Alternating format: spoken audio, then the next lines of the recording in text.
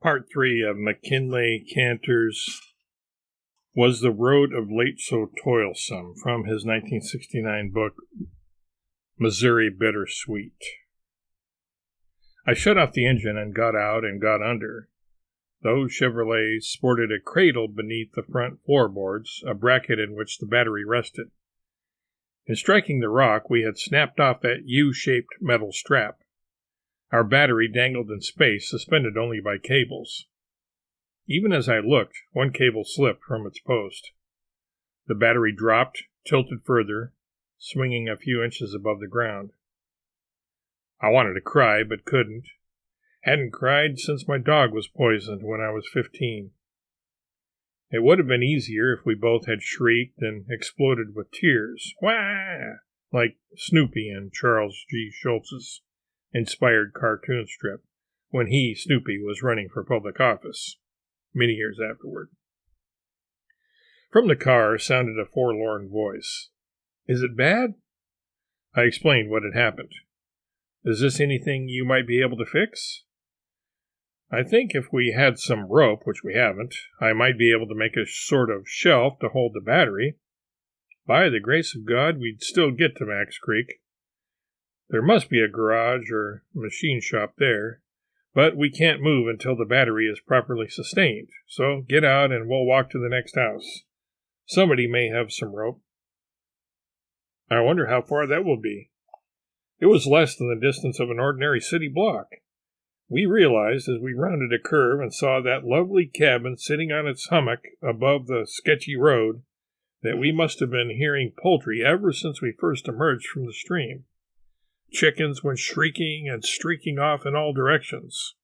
A few guineas scattered, emitting staccato cries, their red faces and wattles gleaming like paint. Another small figure sped away as well. Like most of the hill cabins, this one was built above the ground with open space beneath. As we approached, we saw a naked boy enter the house, 4-year-old size. He darted up the slope into narrower darkness at the rear, went on hands and knees, swift as a rat. We did not see any more of him, nor did the two members of the family with whom we talked mention him at all.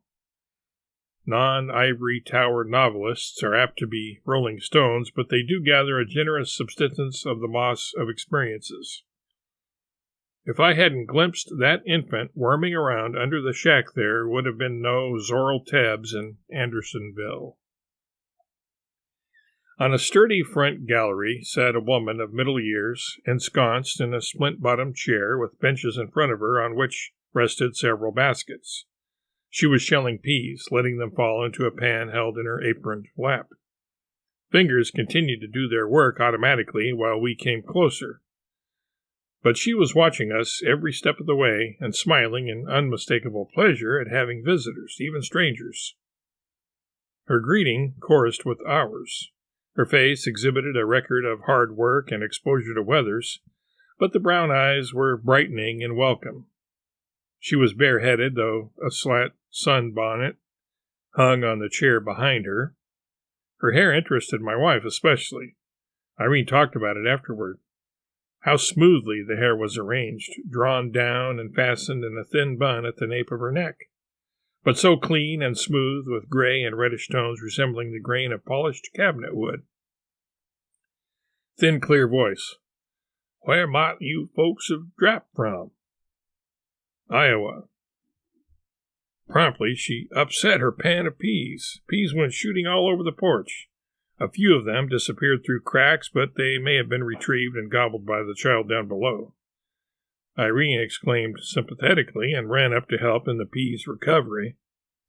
I remained down in the yard, for a giant of a young man had just come round the corner of the house.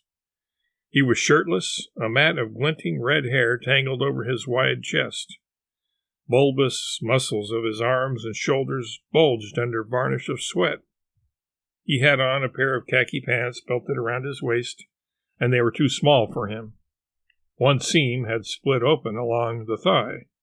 His bare feet gripped the ground in prehensile fashion. Once, during the succeeding time we spent there, I saw him idly grasp a sharp stone which had offended him, and pull it from the earth, gripping the thing between his big toe and second toe.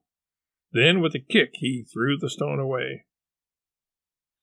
Up on the stoop, I heard the woman repeating, "Iowa," in wonderment. She asked seriously of Irene, "Did you come by Shank's mare all the way?"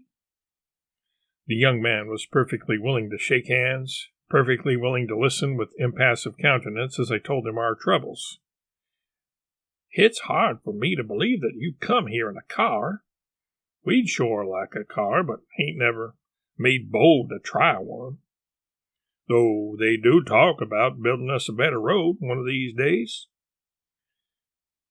If he could furnish a small quantity of rope, stout clothesline would do. I could probably suspend the battery in a hammock, which might enable me to drive all the way to Max Creek for more permanent repairs. "I ain't got no rope of any kind at the moment, but I reckon I could war it for you."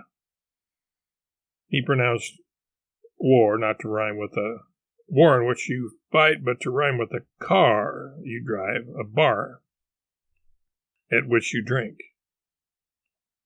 The giant disappeared for a few minutes, then came back with a length of wire adorned with huge barbs. Looked like the old wire from World War I, which can still be found tangling through French woodlands where signs with skulls on them warn you not to mess around with any engines de guerre. "This here is rusty, but it's still got a lot of strength in it. Reckon hit was sarve." It did sarve. 15 minutes later, the battery was solidly in place, supported by twists of barbed wire. I fumbled around incompetently, trying to assist, but Giant did the lion's share of the work, and then the lionesses. I had taken up floorboards and cleaned guck off the battery cables, while he stretched out below, braiding wire and securing it to rods on one side. "Now, whilst I lift up the battery, would you be so good as to hold it whilst I fix this wire on the other side?" Gaping, I watched this man put 2 fingers under that battery and lift it easily on those 2 fingers as he managed the end of twisted wire with the rest of his hand. Some readers will think I'm making this up. I shan't blame them in the least. You had to see this to believe it. When I pressed the starter and heard a rewarding rattle of the engine, I wanted to bow down and worship that young man, but I knew better than to offer him money. We halted in front of the house, said goodbye to the lady thereof. There was some more handshaking. "You've surely been a friend in need," I told Giant. He threw back the old saw promptly, with a grin on his streaked, round-cheeked face. "A friend in need is a friend indeed." They waved us on our way. In another half hour, we saw our wheel-tracked and footprinted trail joining with a real road where cars could go. Near this juncture stood a house. Once again, the front porch was inhabited, this time by a round-shouldered elderly man who had a cane by his side, the traditional broad-brimmed hat jammed down over his forehead, and a beard of dappled black and silver flowing to his waist. "Please, sir, how far to Max Creek?" "Nigh on to 4 mile." His voice rolled deep and echoing, a bell speaking in the night. "We wanted to dance in the single street of Max Creek when we got there." Yes, here was a garage. You couldn't tell who was the ruling mechanic and who were merely loafers, hangers-on. They all got up off their haunches and came to look at our car and to approve the fine job which Giant had done. "If hit war me," said one, "I'd just continue right on up the highway, not do nothing else about it." But welding tools were available and strips of metal.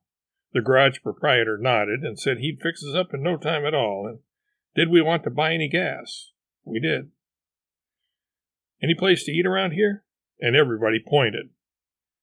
It was a dingy cafe full of flies, strips of sticky flypaper curled from the ceiling, encrusted with black bodies of those which had gone to their doom.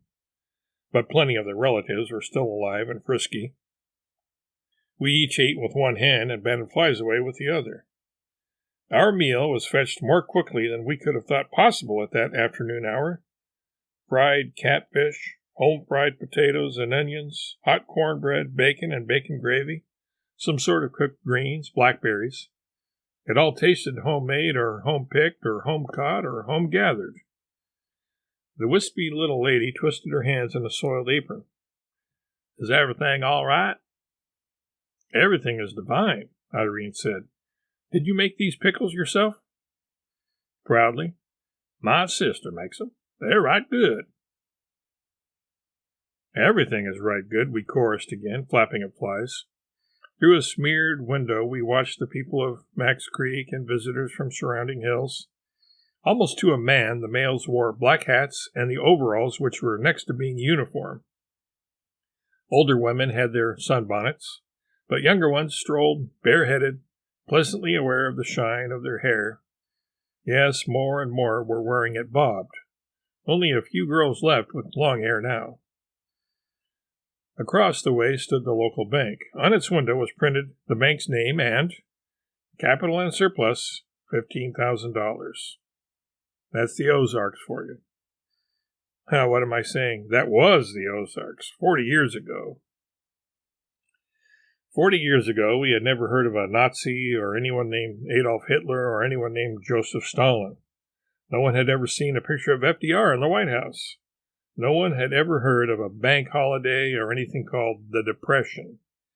If you'd said Battle of Britain, folks would have thought you referred to the year 1066 and the Norman Conquest. Where were such places as Tarawa, Iwo Jima, St. Lo, Bastogne, Remagen? On the moon, maybe.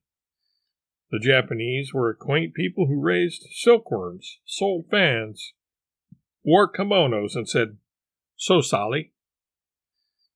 The execution of Ruth Snyder and Judd Gray was still fresh in the public mind. They had beaten their victim to death with a sash weight, so no anti-gun legislation was in the works. Navy wives were not heroically turning in the weapons which their husbands had awarded them for home protection while they, the husbands, were gone away on active duty, and the Boy Scouts of America were not about to sagely dispense with their merit badge for marksmanship. No one had imbibed any cocktails of psychedelic hysteria. To stop and think for a moment, Robert F. Kennedy must have been playing with a toy pistol or two at the time, and as the tiny Todd in Massachusetts, he was totally unaware that a brown baby named Martin Luther King had recently been born in Atlanta. We went back to Max Creek last year. The Basket King of the Ozarks was advertising with a tumult of signs as we approached from the north on US 54. Davis Baskets. They had not only baskets, they proffered everything from hickory nuts to T-shirts, fireworks, huckleberry honey, sweaters, sassafras candy, jams and jellies, hand-blown glass, and concho belts, whatever those are. When at last we came to the Basket King's lair, we took it to be one of the ghastly tourist traps to end ghastly tourist traps. Gas pumps out in front, of course, a few cars parked, and all sorts of wares strung along walls. Same thing you see in the Great Smokies, where avaricious descendants of the once significant Cherokee stand out in the middle of the streets of adjacent towns, offering articles for sale and wearing costumes which would have made their noble ancestors throw up. War bonnets modeled after supposed style of the Sioux or Pawnee, but fashioned entirely of pink and green feathers. The Cherokee didn't wear those spreading war bonnets. None of the eastern tribes did. Not only were the Davises vending T-shirts and concho belts along Route 54, they were selling bird baths too, and ceramics. Ceramics designed, we decided, by inmates of a state hospital at Fulton or Farmington. The bird baths would have frightened any self-respecting bird out of his wits. Max Creek, population 123.